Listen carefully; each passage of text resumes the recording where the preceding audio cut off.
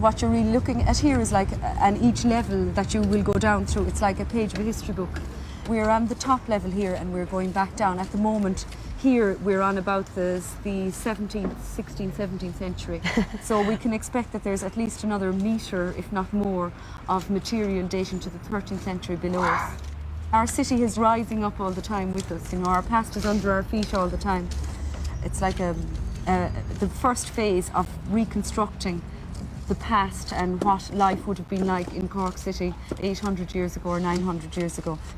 Along here we're excavating just inside the wall, the original wall of the medieval town, which would have been built in the 12th century, 13th century time. And what remains here at the moment is the inside of the wall, and this would have ran right around the city. Inside here we have what was probably the back garden area of houses. What would you hope to find in here? Well, you won't find structures really here, you won't find houses here, but what you will find is rubbish, because they didn't have the bin men coming every Monday morning to collect their rubbish in those days.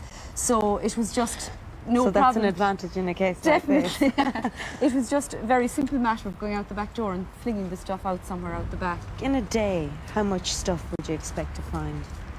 In terms of what finds that come out of the ground, you could find absolutely stacks of stuff. You'll have loads and loads of bone, animal bones of all sorts. You'll have quite a lot of pottery, and you will have leather, perhaps because the preservation in this area is very good because it's bog, marshy area, so everything preserves. You'll have leather, you'll have seeds, you'll have all different kinds of plant remains. Have you found any building structures in this area? Well, we're standing on, you're talking about house buildings now, yeah. Well, as I said, this part of the excavation site at the moment is the back back gardens of buildings. So you obviously won't find any back here in the earlier times. But if you go up that direction towards the North Main Street, you will find buildings, wooden framed structures underground, facing onto the North Main Street. Catherine, what are you doing now?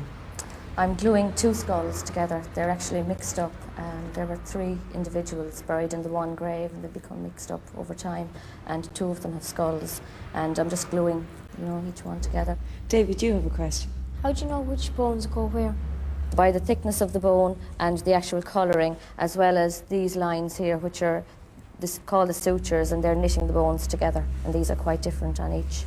What's the name of your job? It's called paleopathology, which is the study of disease in the past, or on old skeletons, or physical anthropology, which is the study of the skeleton. Right. Yeah. So you deal with people's bones every day? Yeah.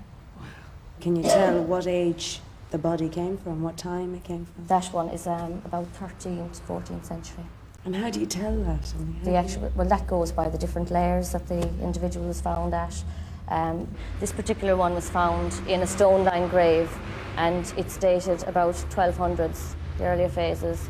And then to get the age of the individual, there are several ways. One of them would be an estimate by the attrition or the wear on the teeth. And there are other ways as well, from the pubic bone and from a tentative age then from the sutures, but that just tells whether it's an old person or a young person. But here, this particular individual was aged about 40.